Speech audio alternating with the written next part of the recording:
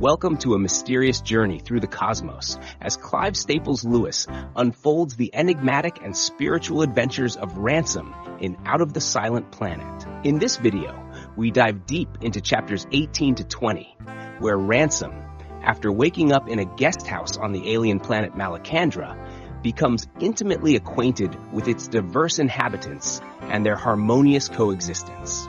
With each chapter, he delves deeper into the rich tapestry of alien languages and cultures, his respect and admiration growing for their profound connection with nature and each other. In chapter 19, a night of tranquil lights and soft colors leads Ransom to a monumental path, culminating in a solemn encounter with a group of mysterious beings. This pivotal moment introduces him to the sublime presence of El Dil, illuminating the spiritual dimensions of his journey.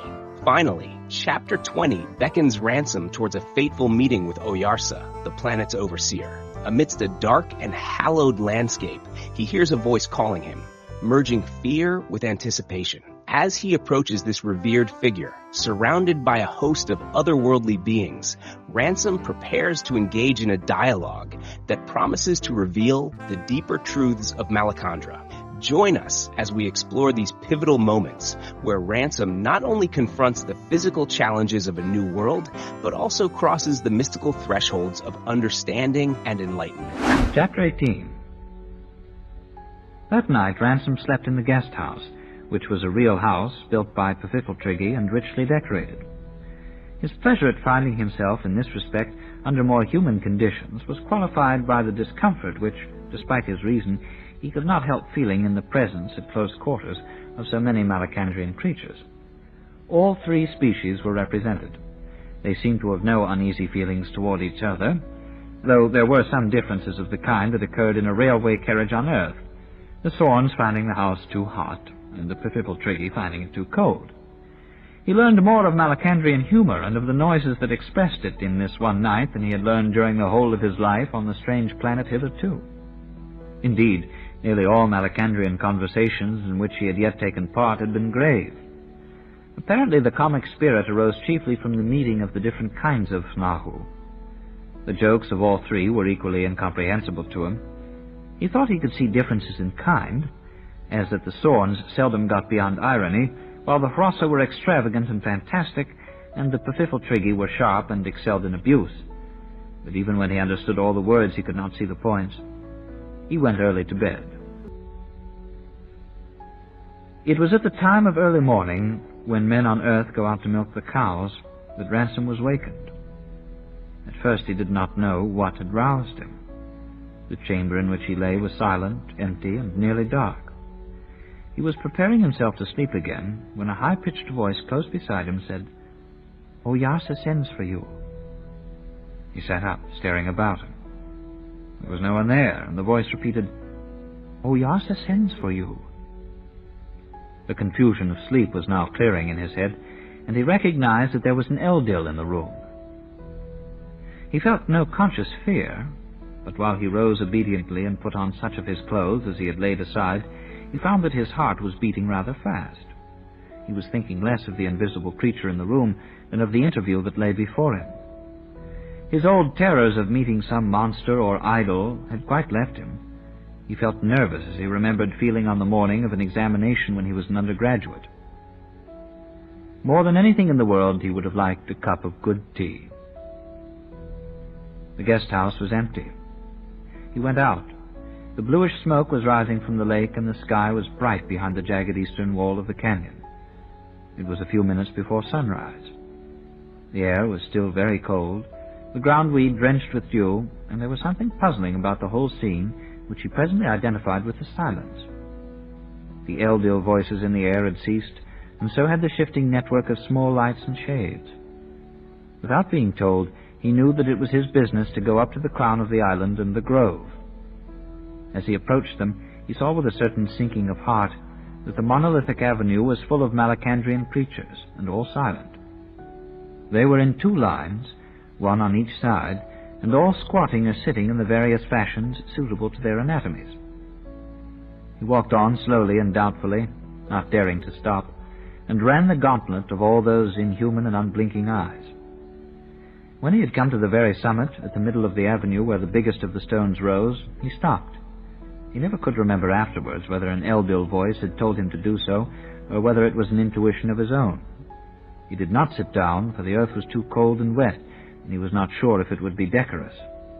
He simply stood, motionless, like a man on parade. All the creatures were looking at him, and there was no noise anywhere.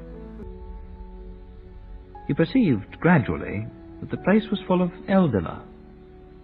The lights, or suggestion of lights, which yesterday had been scattered over the island, were now all congregated in this one spot, and were all stationary or very faintly moving. The sun had risen by now, and still no one spoke.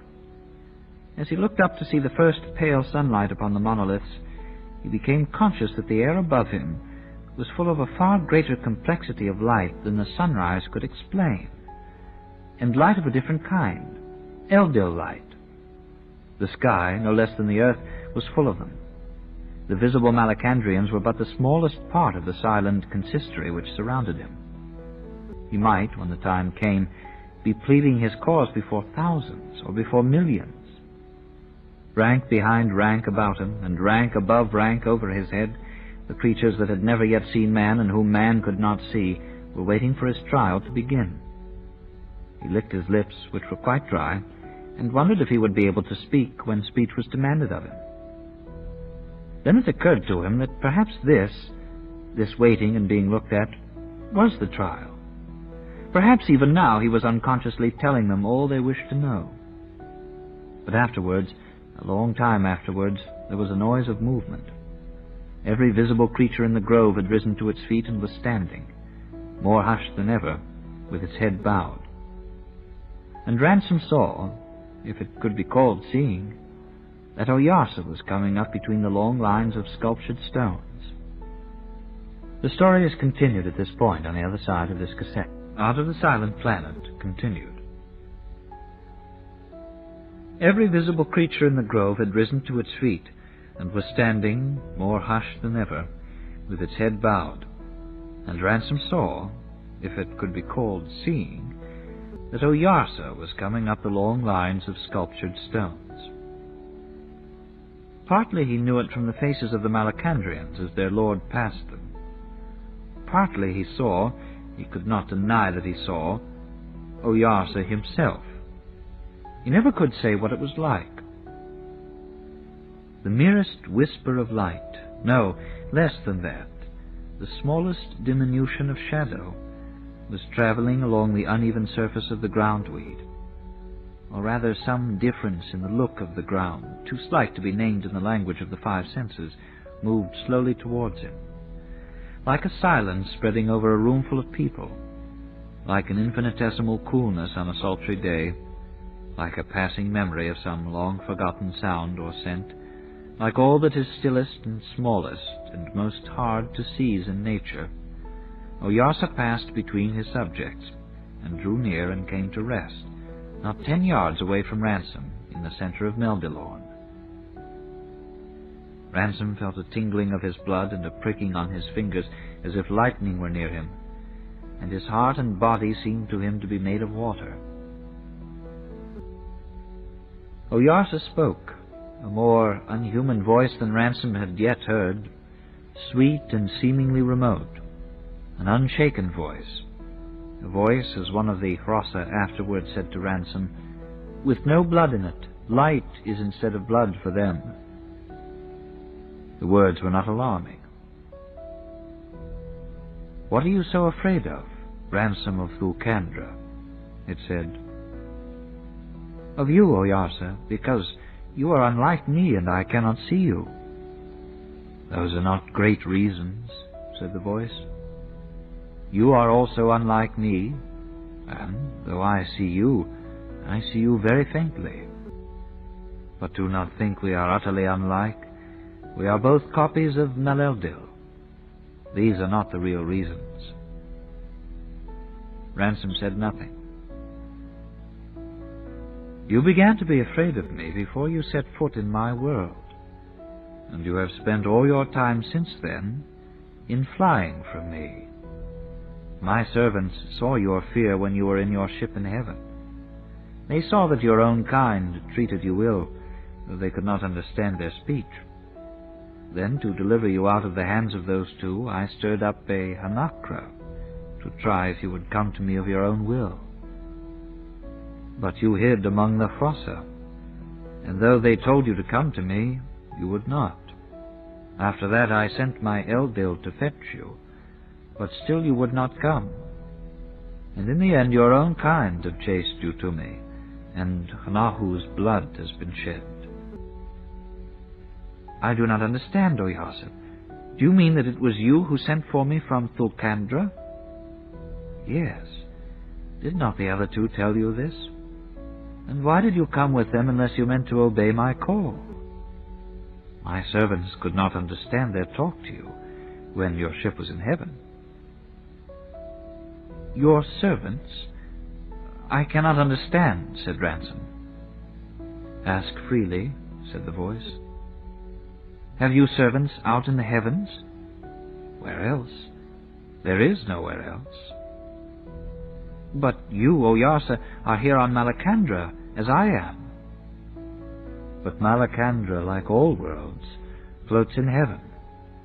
And I am not here altogether as you are, Ransom of Thulkandra. Creatures of your kind must drop out of heaven into a world. For us, the worlds are places in heaven. But do not try to understand this now.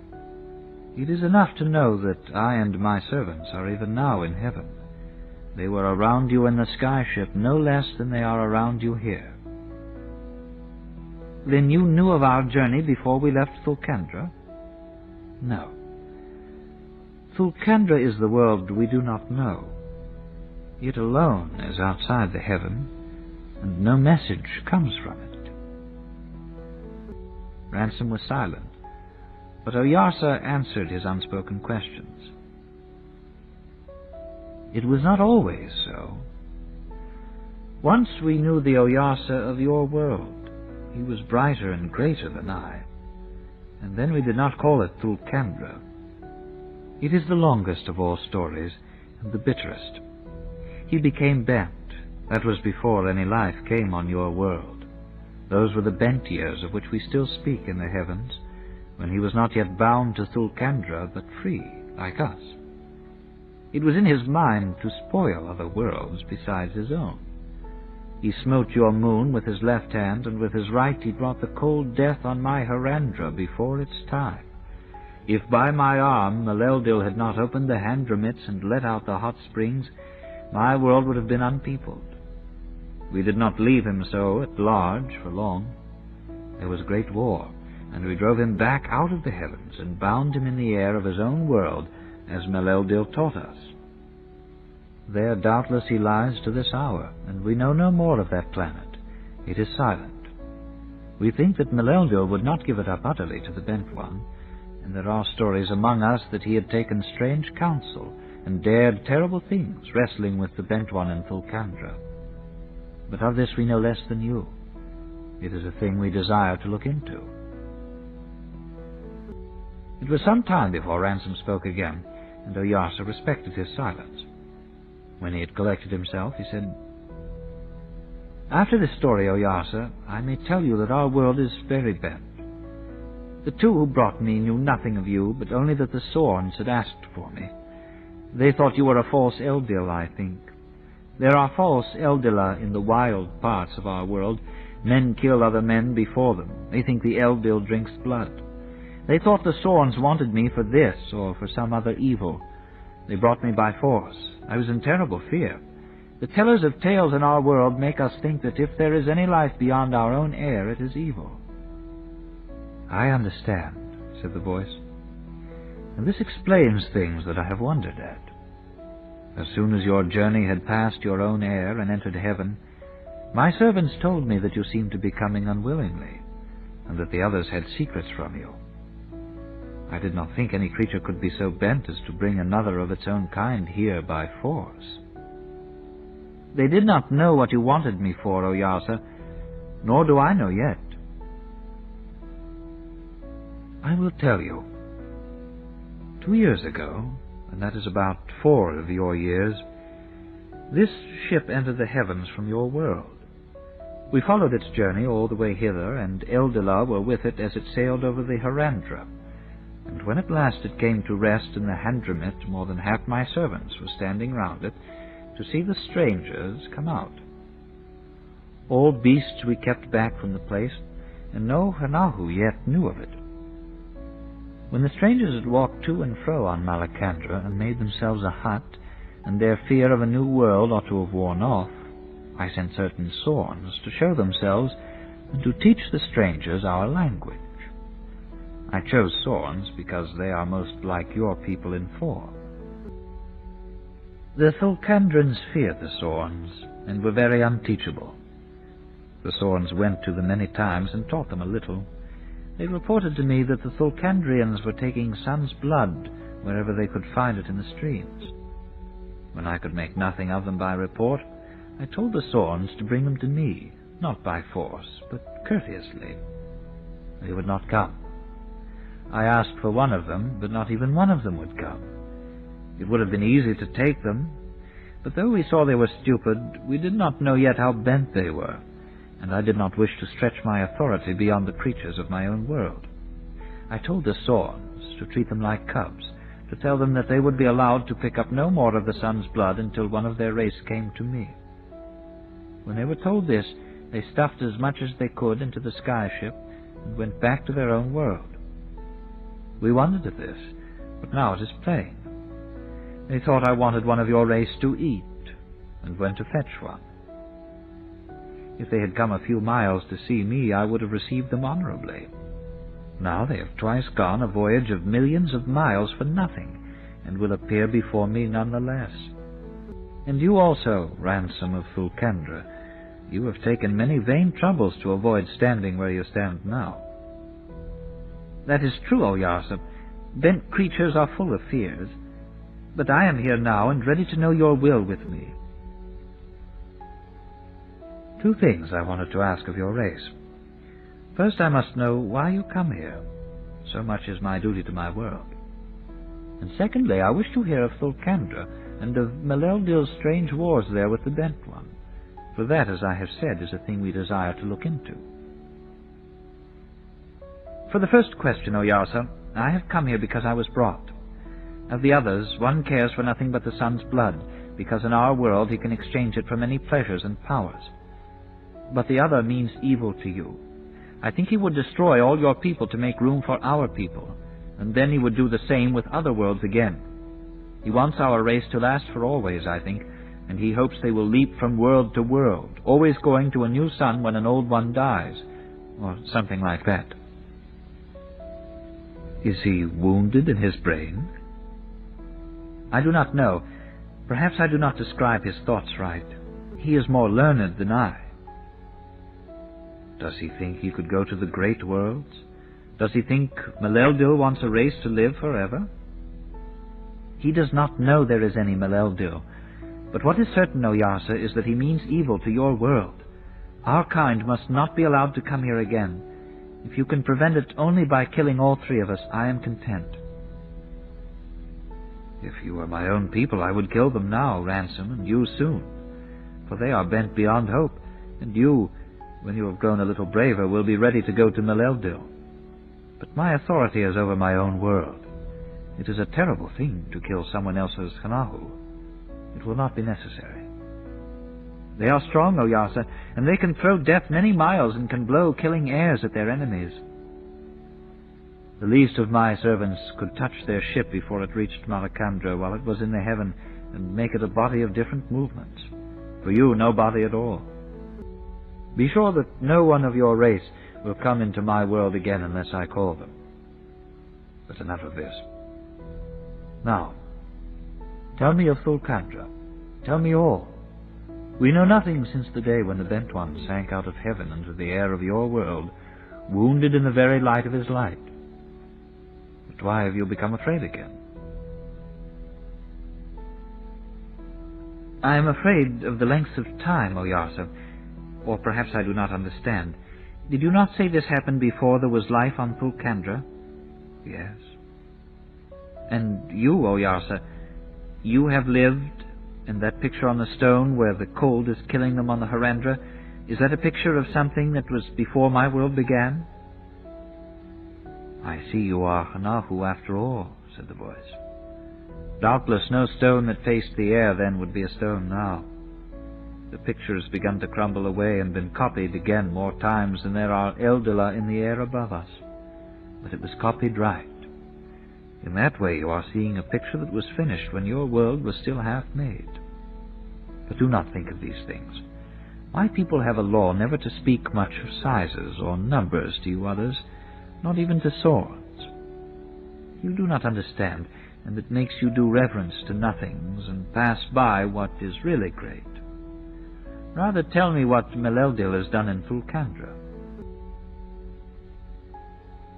"According to our traditions," Ransom was beginning, when an unexpected disturbance broke in upon the solemn stillness of the assembly.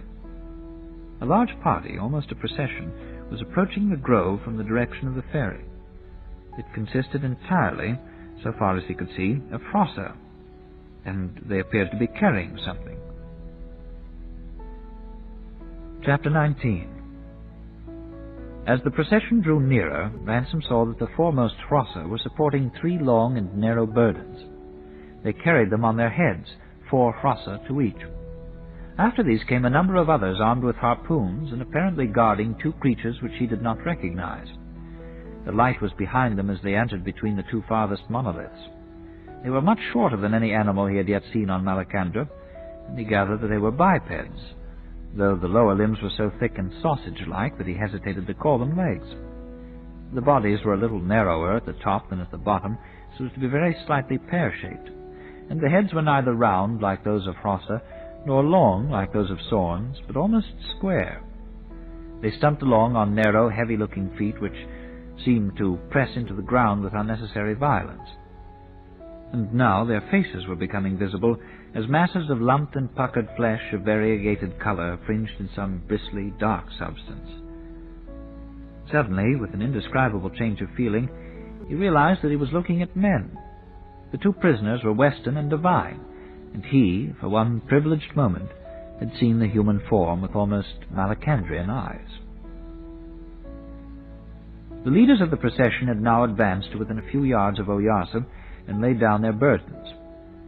These, he now saw, were 3 dead Frossa laid on biers of some unknown metal. They were on their backs, and their eyes, not closed as we close the eyes of human dead, stared disconcertingly up at the far-off golden canopy of the grove. One of them he took to be Hyoy, and it was certainly Hyoy's brother, Hyahi, who now came forward, and after an obeisance to Oyarsa, began to speak. Ransom at first did not hear what he was saying, for his attention was concentrated on Weston and Devine.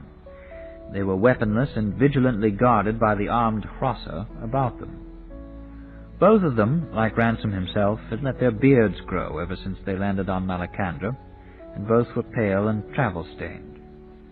Weston was standing with folded arms, and his face wore a fixed, even an elaborate, expression of desperation. Devine, with his hands in his pockets, seemed to be in a state of furious sulks. Both clearly thought they had good reason to fear, though neither was by any means lacking in courage. Surrounded by their guards as they were, and intent on the scene before them, they had not noticed Ransom. He became aware of what Hyoy's brother was saying. "For the death of these 2, Oyarsa, I do not so much complain, for when we fell upon the Hamana by night, they were in terror. You may say it was a hunt, and these 2 were killed as they might have been by a Hanakra. But Hyoy they hit from afar with a coward's weapon, when he had done nothing to frighten them, and now he lies there, and I do not say it because he was my brother, but all the Handramit knows it, and he was a Hnakrapunt, and a great poet, and the loss of him is heavy." The voice of Oyarsa spoke for the first time to the 2 men. "Why have you killed my Hanahu?" it said. Weston and Devine looked anxiously about them to identify the speaker. "God!" exclaimed Devine in English. "Don't tell me they've got a loudspeaker." "Ventriloquism," replied Weston in a husky whisper, "quite common among savages. The witch-doctor or medicine-man pretends to go into a trance, and he does it. The thing to do is to identify the medicine man and address your remarks to him, wherever the voice seems to come from. It shatters his nerve and shows you've seen through it. Do you see any of the brutes in a trance? By Jove, I've spotted him. Due credit must be given to Weston for his powers of observation. He had picked out the only creature in the assembly which was not standing in an attitude of reverence and attention. This was an elderly cross close beside him. It was squatting, and its eyes were shut. Taking a step towards it, he struck a defiant attitude and exclaimed in a loud voice — his knowledge of the language was elementary — "Why you take our puff-bangs away? We very angry with you. We not afraid." On Weston's hypothesis, his action ought to have been impressive. Unfortunately for him, no one else shared his theory of the elderly Hross's behavior. The Hross, who was well known to all of them, including Ransom, had not come with a funeral procession. It had been in its place since dawn. Doubtless it intended no disrespect to Oyarsa, but it must be confessed that it had yielded, at a much earlier stage in the proceedings, to an infirmity which attacks elderly Knahu of all species, and was by this time enjoying a profound and refreshing slumber. One of its whiskers twitched a little as Weston shouted in its face, but its eyes remained shut. The voice of Oyarsa spoke again. "Why do you speak to him?" it said. "It is I who ask you. Why have you killed my Knahu?" "You let us go, then we talky," bellowed Weston at the sleeping Hross. "You think we no power, think you do all you like. You no can. Great big headman in sky, he sends us. You no do what I say. He come, blow you all up. Poof, bang." "I do not know what bang means," said the voice. "But why have you killed my Knahu?" "Say it was an accident," muttered Devine to Weston in English. "I told you before," replied Weston in the same language.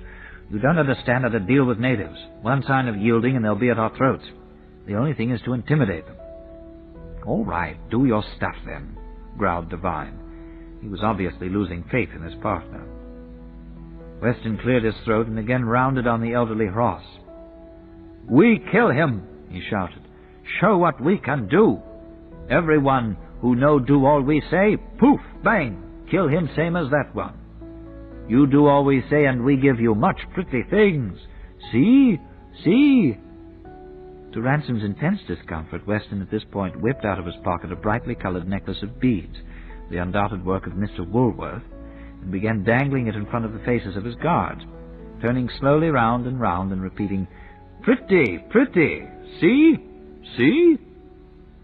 The result of this maneuver was more striking than Weston himself had anticipated. Such a roar of sounds as human ears had never heard before. Baying of Hrossa, piping of Pfiffeltriggy, booming of Zorns, burst out and rent the silence of that august place, waking echoes from the distant mountain walls. Even in the air above them there was a faint ringing of the elder voices. It is greatly to Weston's credit that though he paled at this, he did not lose his nerve. "You no roar at me," he thundered. "No try make me afraid. Me no afraid of you." "You must forgive my people," said the voice of Oyarsa, and even it was subtly changed. "But they are not roaring at you. They are only laughing." But Weston did not know the Malacandrian word for laugh. Indeed, it was not a word he understood very well in any language. He looked about him with a puzzled expression. Ransom, biting his lips with mortification, almost prayed that one experiment with the beads would satisfy the scientist. But that was because he did not know Weston. The latter saw that the clamor had subsided. He knew that he was following the most orthodox rules for frightening and then conciliating primitive races, and he was not the man to be deterred by one or two failures. The roar that went up from the throats of all spectators as he again began revolving like a slow-motion picture of a humming top, occasionally mopping his brow with his left hand and conscientiously jerking the necklace up and down with his right, completely drowned anything he might be attempting to say. But Ransom saw his lips moving and had little doubt that he was working away at "pretty, pretty." Then suddenly the sound of laughter almost redoubled its volume. The stars in their courses were fighting against Weston.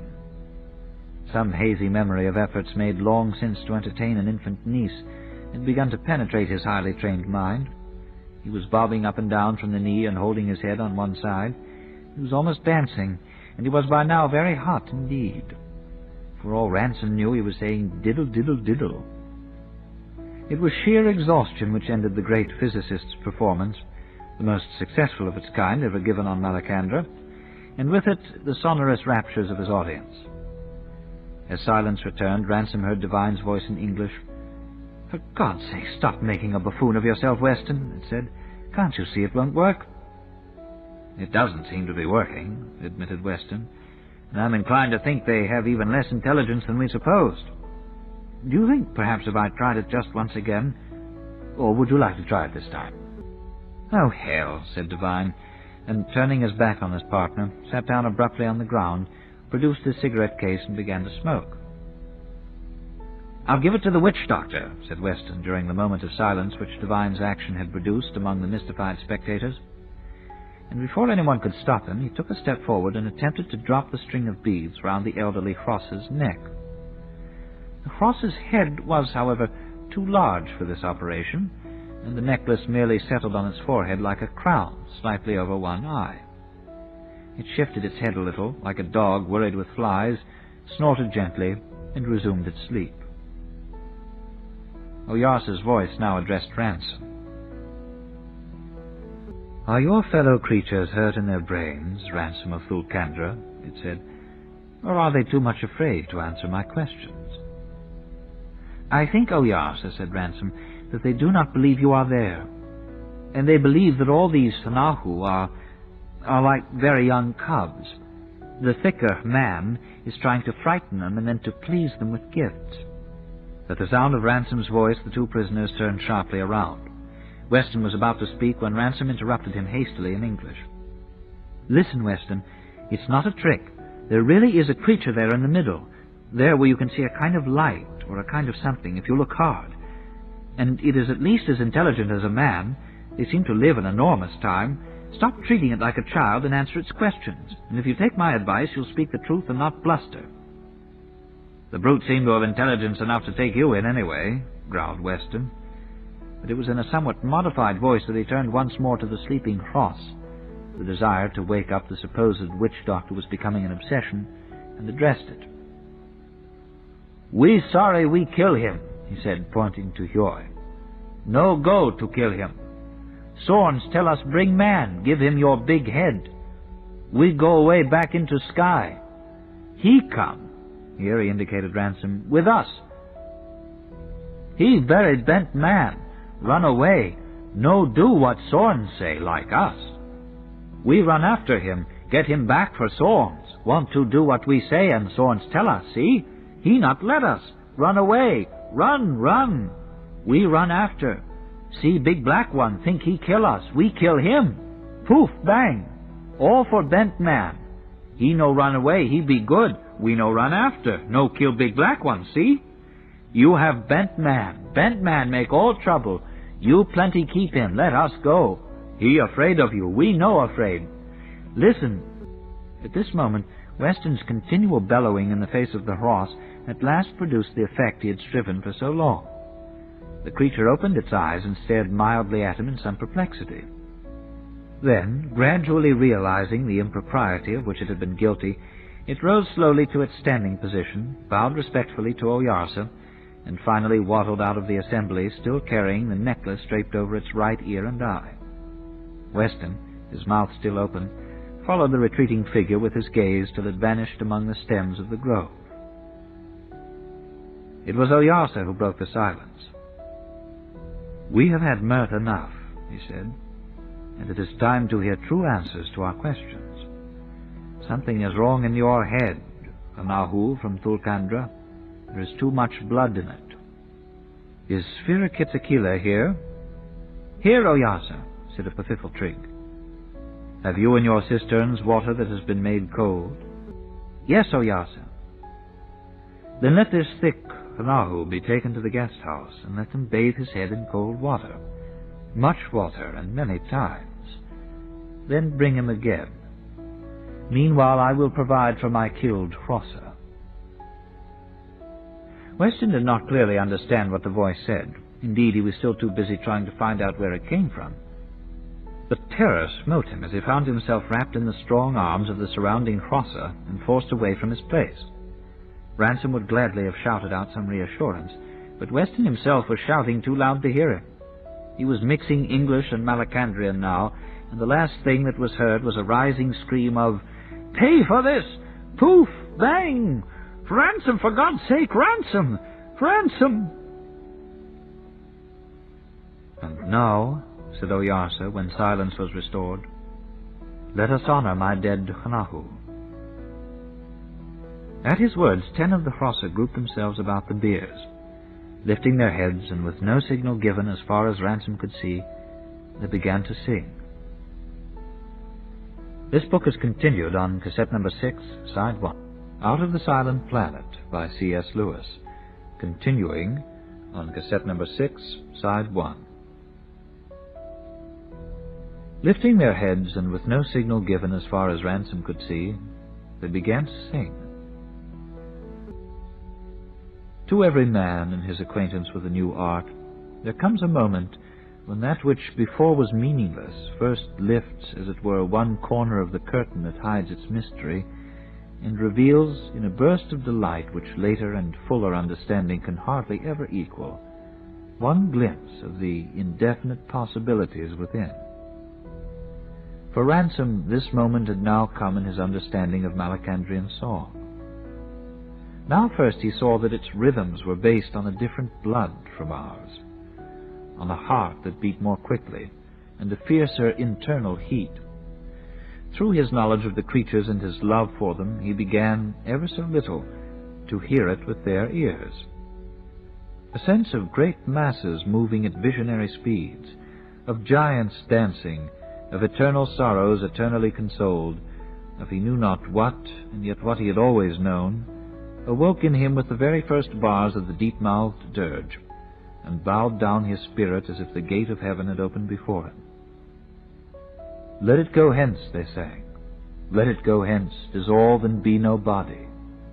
Drop it, release it, drop it gently, as a stone is loosed from fingers drooping over a still pool. Let it go down, sink, fall away. Once below the surface there are no divisions, no layers in the water yielding all the way down. All one and all unwounded is that element. Send it voyaging, it will not come again. Let it go down, the Hanahu rises from it. This is the second life, the other beginning. Open, O colored world, without weight, without shore. You are second and better. This was first and feeble. Once the worlds were hot within and brought forth life, but only the pale plants, the dark plants.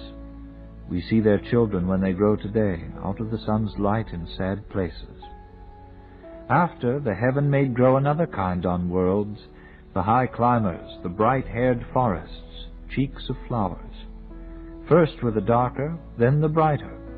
First was the world's brood, then the sun's brood." This was as much of it as he contrived later to remember and could translate.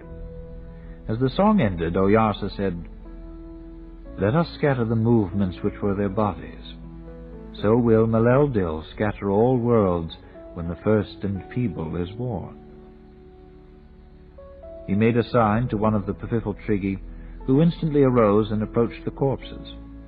The Hrossa, now singing again but very softly, drew back at least 10 paces. The Pfiffeltrig touched each of the 3 dead in turn with some small object that appeared to be made of glass or crystal, and then jumped away with one of his frog-like leaps. Ransom closed his eyes to protect them from a blinding light, and felt something like a very strong wind blowing in his face for a fraction of a second. Then all was calm again, and the 3 biers were empty. "God, that would be a trick worth knowing on Earth," said Devine to Ransom. "Solves the murderer's problem about the disposal of the body, eh?" But Ransom, who was thinking of Hioy, did not answer him. And before he spoke again, everyone's attention was diverted by the return of the unhappy Weston among his guards. Chapter 20. The horse who headed this procession was a conscientious creature and began at once explaining itself in a rather troubled voice. "I hope we have done right, Oyarsa," it said, "but we do not know. We dipped his head in the cold water 7 times, but the 7th time something fell off it.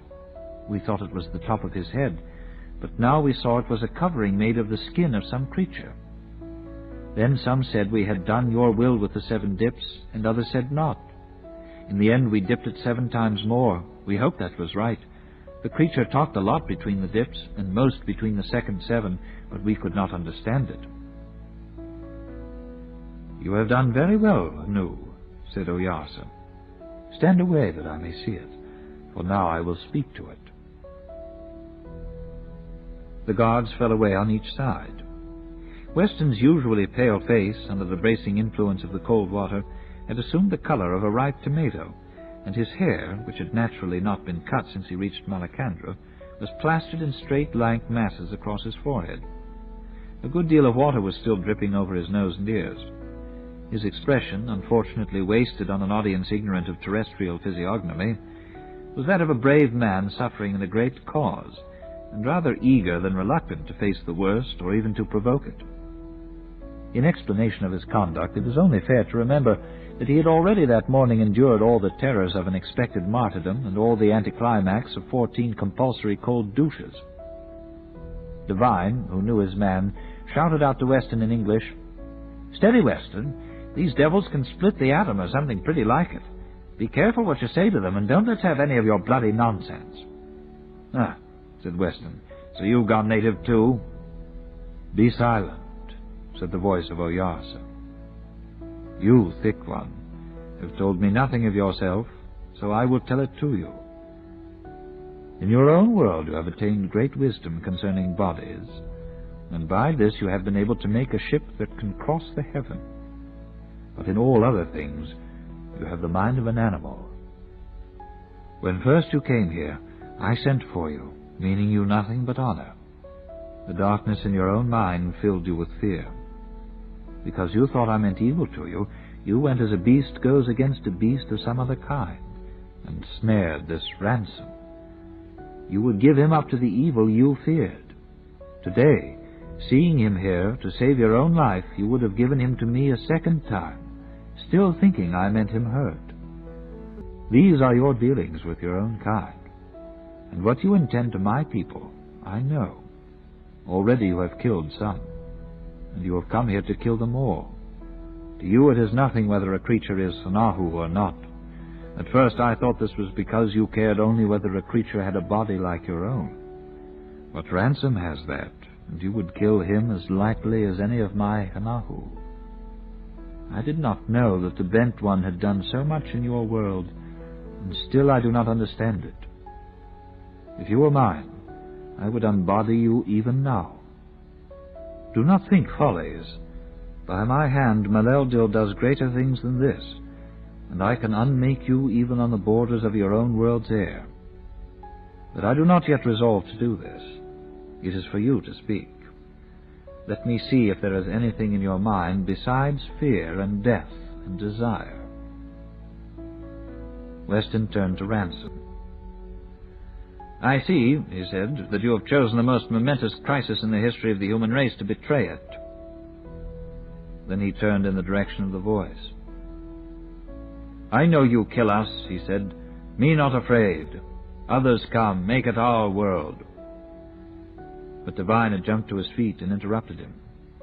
"No, no, Oyarsa," he shouted. "You no listen him. He very foolish man. He have dreams. We little people only want pretty sunbloods. You give us plenty sunbloods, we go back into sky. You never see us no more. All done, see?" "Silence," said Oyarsa. There was an almost imperceptible change in the light, if it could be called light, out of which the voice came, and Devine crumpled up and fell back on the ground. When he resumed his sitting position, he was white and panting. "Speak on," said Oyarsa to Weston. "Me no, began Weston in Malacandrian, and then broke off. "I can't say what I want in their accursed language," he said in English. "Speak to Ransom, and he shall turn it into our speech," said Oyarsa. Weston accepted this arrangement at once. He believed that the hour of his death was come, and he was determined to utter the thing, almost the only thing outside his own science, which he had to say. He cleared his throat, almost he struck a gesture, and began. To you I may seem a vulgar robber, but I bear on my shoulders the destiny of the human race. Your tribal life with its Stone Age weapons and beehive huts, its primitive coracles and elementary social structure, has nothing to compare with our civilization, with our science, medicine, and law, our armies, our architecture, our commerce, and our transport system which is rapidly annihilating space and time. Our right to supersede you is the right of the higher over the lower. Life... Half a moment, said Ransom in English. That's about as much as I can manage at one go. Then, turning to Oyarsa, he began translating as well as he could. The process was difficult, and the result, which he felt to be rather unsatisfactory, was something like this. Among us, Oyarsa, there is a kind of Hanahu who will take other Hanahu's food and things when they are not looking. He says he is not an ordinary one of that kind. He says what he does now will make very different things happen to those of our people who are not yet born. He says that among you, Hanahu of one kindred all live together, and the Hrossa have spears like those we used a very long time ago, and your huts are small and round, and your boats small and light, and like our old ones, and you have only one ruler. He says it is different with us. He says we know much. There is a thing happens in our world when the body of a living creature feels pain and becomes weak, and he says we sometimes know how to stop it. He says we have many bent people, and we kill them or shut them in huts, and that we have people for settling quarrels between the bent Hanahu about their huts and mates and things. He says we have many ways for the Hanahu of one land to kill those of another, and some are trained to do it. He says we build very big and strong huts of stones and other things, like the Pfiffeltriggy. And he says we exchange many things among ourselves and can carry heavy weights very quickly a long way. Because of all this, he says, it would not be the act of a bent Hanahu if our people killed all your people. As soon as Ransom had finished, Weston continued. Life is greater than any system of morality. Her claims are absolute. It is not by tribal taboos and copybook maxims that she has pursued her relentless march from the amoeba to man, and from man to civilization. He says, began Ransom, that living creatures are stronger than the question whether an act is bent or good. No, that cannot be right. He says it is better to be alive and bent than to be dead. No. He says... I cannot say what he says, Oyarsa, in your language. But he goes on to say that the only good thing is that there should be very many creatures alive. He says there were many other animals before the first men, and the later ones were better than the earlier ones. But he says the animals were not born because of what is said to the young about bent and good action by their elders. And he says these animals did not feel any pity. She, began Weston. I'm sorry, interrupted Ransom, but I've forgotten who she is. Life, of course, snapped Weston. She has ruthlessly broken down all obstacles and liquidated all failures, and today in her highest form, civilized man, and in me as his representative, she presses forward to that interplanetary leap which will, perhaps, place her forever beyond the reach of death. He says, resumed Ransom, that these animals learned to do many difficult things, except those who could not. And those ones died, and the other animals did not pity them. And he says the best animal now is the kind of man who makes the big huts and carries the heavy weights and does all the other things I told you about. And he is one of these, and he says that if the others all knew what he was doing, they would be pleased. He says that if he could kill you all and bring our people to live in Malacandra, then they might be able to go on living here after something had gone wrong with our world. And then if something went wrong with Malacandra, they might go and kill all the Hanahu in another world, and then another, so that they would never die out. It is in her right, said Weston, the right, or if you will, the might of life herself, that I am prepared without flinching to plant the flag of man on the soil of Malacandra, to march on, step by step, superseding, where necessary, the lower forms of life that we find, claiming planet after planet, system after system, till our posterity, whatever strange form and yet unguessed mentality they have assumed, dwell in the universe wherever the universe is habitable. He says, translated Ransom, that because of this it would not be a bent action, or else, he says, it would be a possible action, for him to kill you all and bring us here. He says he would feel no pity. He is saying again that perhaps they would be able to keep moving from one world to another, and wherever they came they would kill every one. I think he is now talking about worlds that go round other suns. He wants the creatures born from us to be in as many places as they can. He says he does not know what kind of creatures they will be. I may fall, said Weston, but while I live I will not, with such a key in my hand, consent to close the gates of the future on my race. What lies in that future, beyond our present ken, passes imagination to conceive. It is enough for me that there is a beyond. He is saying, Ransom translated, that he will not stop trying to do all this unless you kill him. And he says that though he doesn't know what will happen to the creatures sprung from us, he wants it to happen very much. Weston, who had now finished his statement, looked round instinctively for a chair to sink into. On earth he usually sank into a chair as the applause began.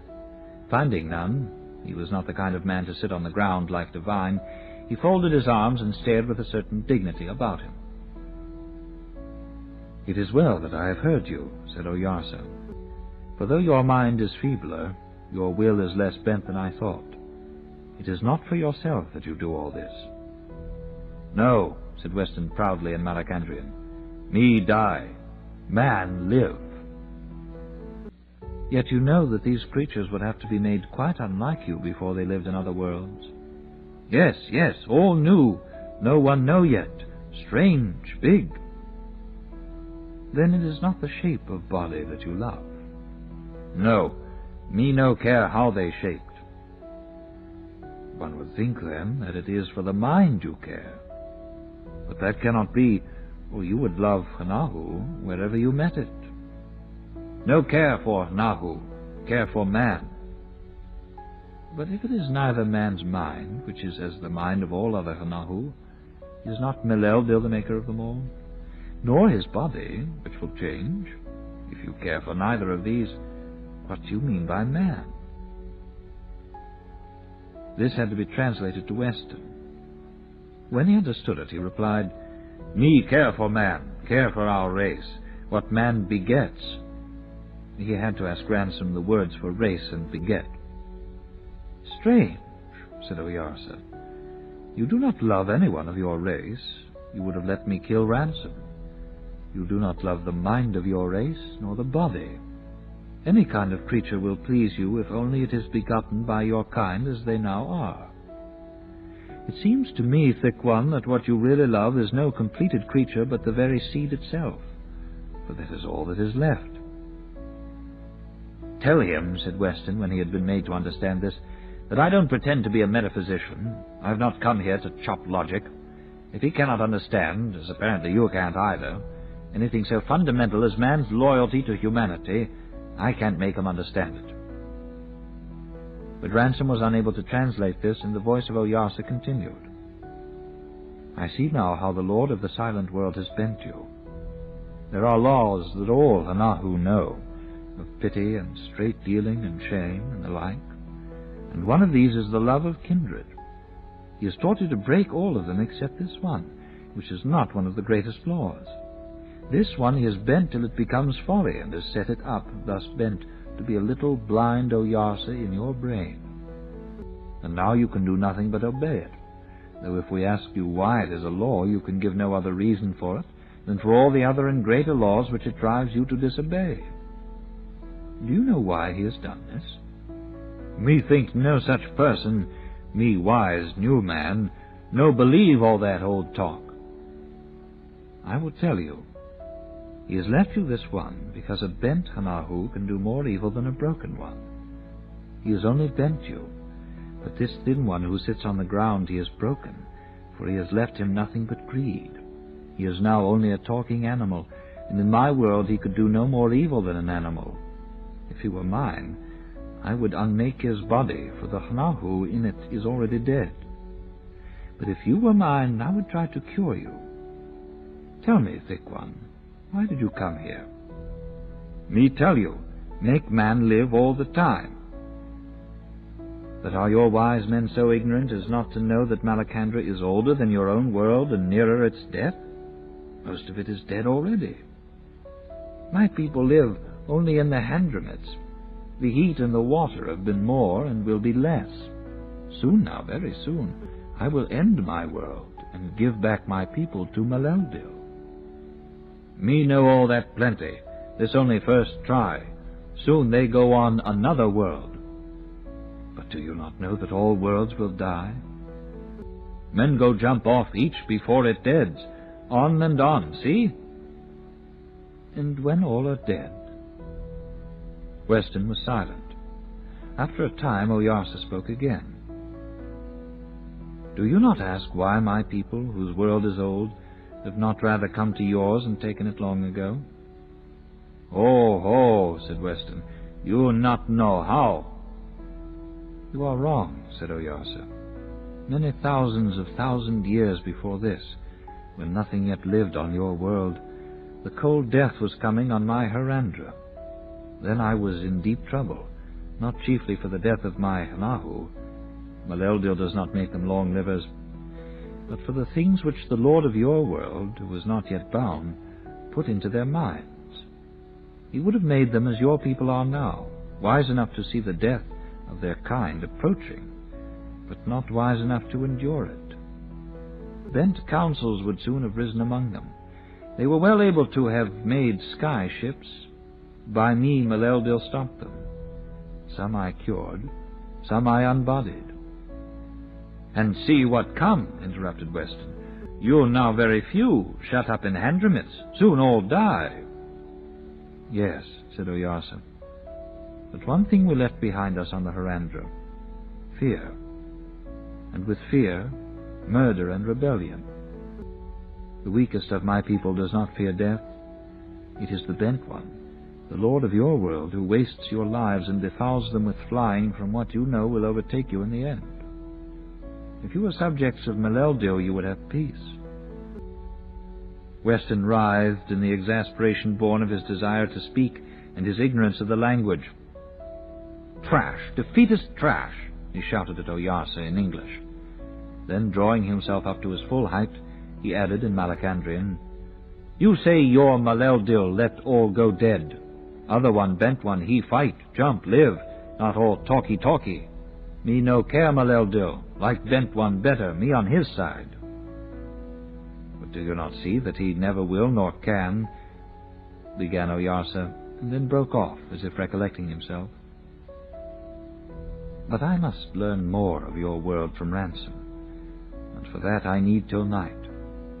I will not kill you, not even the thin one, for you are out of my world. Tomorrow you shall go hence again in your ship. Divine's face suddenly fell. He began talking rapidly. For God's sake, Weston, make him understand. We've been here for months. The earth is not in opposition now. Tell him it can't be done. He might as well kill us at once. How long will your journey be to Thulkandra? Asked Oyarsa. Weston, using Ransom as his interpreter, explained that the journey, in the present position of the two planets, was almost impossible. The distance had increased by millions of miles. The angle of their course to the solar rays would be totally different from that which he had counted upon. Even if by 100th chance they could hit the Earth, it was almost certain that their supply of oxygen would be exhausted long before they arrived. Tell him to kill us now, he added. All this I know, said Oyarsa. And if you stay in my world, I must kill you. No such creature will I suffer in Malacandra. I know there is small chance of your reaching your world, but small is not the same as none. Between now and the next moon, choose which you will take. In the meantime, tell me this. If you reach it at all, what is the most time you will need? After a prolonged calculation, Weston, in a shaken voice, replied that if they had not made it in 90 days, they would never make it, and they would, moreover, be dead of suffocation. 90 days you shall have. said Oyarsa. My Sorns and Pfiffeltriggy will give you air, we also have that art, and food for 90 days. But they will do something else to your ship. I am not minded that it should return into the heaven if once it reaches Thulkandra. You, Thick One, were not here when I unmade my dead Horser whom you killed. The Thin One will tell you. This I can do, as Meleldil has taught me, over a gap of time or a gap of place. Before your skyship rises, my Sorns will have so dealt with it that on the 90th day it will unbody. It will become what you call nothing. If that day finds it in heaven, your death will be no bitterer because of this. But do not tarry in your ship if once you touch Thulkandra. Now, lead these two away, and do you, my children, go where you will. But I must talk with Ransom.